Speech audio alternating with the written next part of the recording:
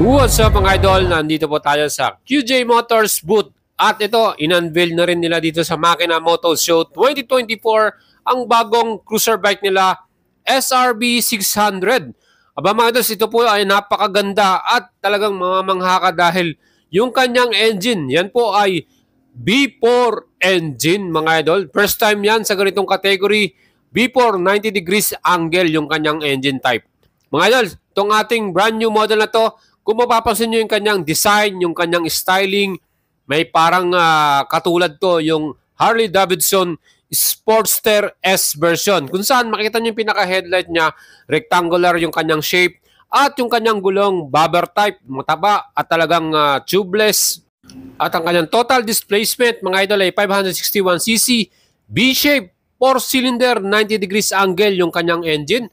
At yan po ay merong 4 valves per cylinder. 4 cylinder po ito mga idol, kaya 16 valves yan. Liquid cooling, electronic fuel injection, double overhead camshaft, 6-speed transmission at belt drive. Ang kanyang bore by stroke 61mm by 48mm at ang max power nito ay 50.6 kW or 67.97 HP at 10,500 RPM. Ang lakas, di ba? Maximum torque ito 54 Nm at 8,000 RPM.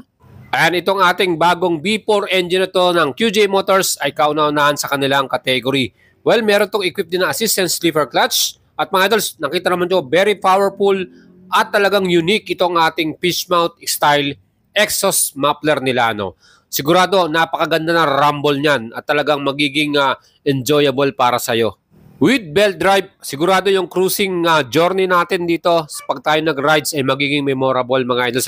Siyempre pa, pagdating sa ating chassis and suspension, ang kanyang pinaka-front, Italian brand yung kanyang nilagay, Marsoci, upside down or inverted forks mga idol. Sigurado mga idols na quality ang handling ng ating suspension with that Italian brand na Marsoci. So para sa ating rear suspension, same brand din yan. Dual shock absorber pa ito at yan po ay freeload adjustable pa. Abahanep po talaga itong bagong cruiser bike ng QJ Motors Philippines. Talagang ginagalingan na nila mga idols at talagang mamainlove tayo sa mga bagong product na dinadala nila.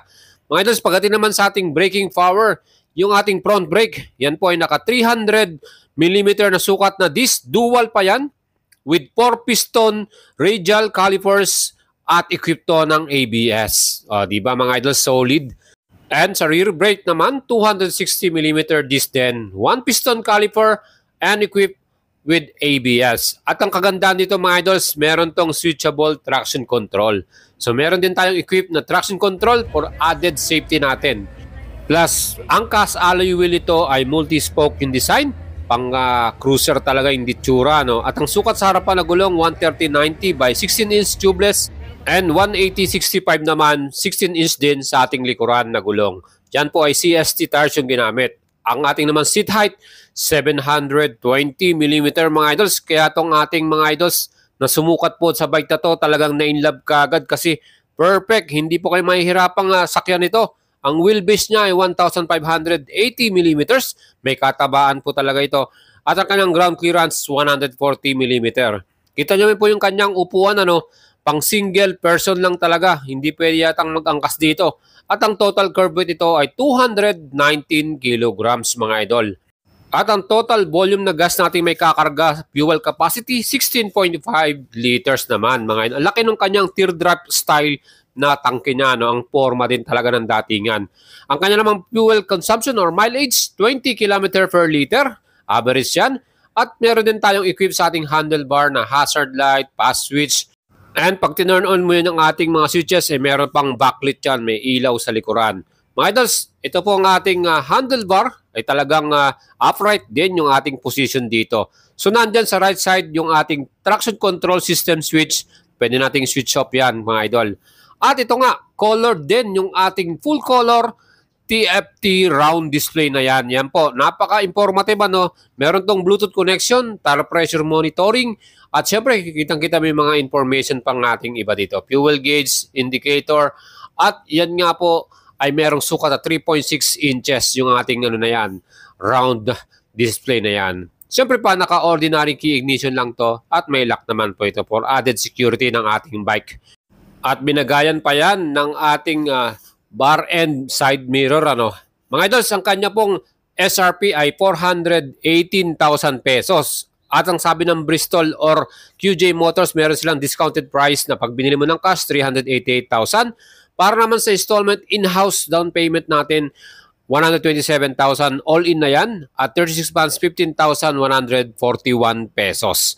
Mga idols, kung gusto nyo pong mag-apply at bumili nito, pwede na kayong mag-reserve. Pwede na silang tumanggap ng reservation nyo, mga idols. Kasi nga, ang information sa atin ng sales nila or mga staff nila dito, medyo maliliit pa yung dating ng mga units. Possible na month of July or August pa dumating itong mga brand new deliveries or purchase batch ng kanilang mga units na to para sa ating SRB 600. So mas maganda, magpalista na kayo, mag-down na kayo para mauna kayo sa unit. At ang color po na inaasahan nating makita rito sa Pilipinas, meron tong dalawang kulay, matte black, yan po ang ating sinakyan. At meron pa sang isa yung matte silver color na may combination ng black din. Kayo mga idols, ano po yung mas prepare nyong kulay? Para sa akin, okay tong matte black, ang poging tingnan. At syempre, pag nakaporma ka dito, siguradong gwapong-gwapo ka rito. Again, yan po ang ating new cruiser bike from Bristol Motorcycle Group or QJ Motors. Kaya asahan na po natin na ito po ay talagang magiging maganda yung magiging pagtanggap ng Filipino riders dito.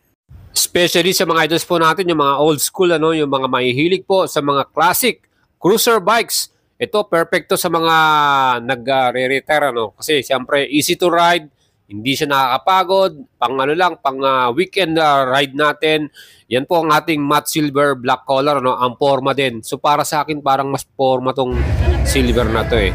Pero overall naman mga idols, talagang nagustuhan natin siya. Ang forma ng datingan, itong cruiser bike na to. May pagka Harley Davidson nga, sabi nga ng mga nakita natin at nakausap nating mga nag-try dito. At talagang nakaka-inlove siya. Sa presyo na 388,000 cash payment, yan po yung discounted price. Aba mga idols, perfect yan para sa atin.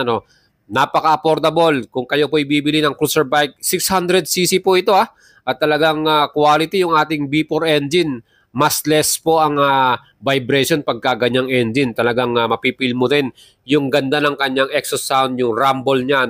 So yan po yung ating binabayaran dito. Kaya mga idols, kung kayo po ay interested, punta lang kayo sa malapit na Bristol Motorcycle or even magpalista lang po kayo sa kanila para sa reservation nitong brand new cruiser bike nila. Sana nagustuhan niyo yung ating video mga idols. Marami pa tayong ginagawa at ini-edit na video para sa inyo. And kung kayo po ay mahilig sa mga motorsiklo, big bikes, small bikes, perfect po itong ating YouTube channel, FB page, Boyd Salavaria. Dahil lahat po yan ay ibibigay ko sa inyo lahat ng information. Drive safe sa inyo at shoutout po.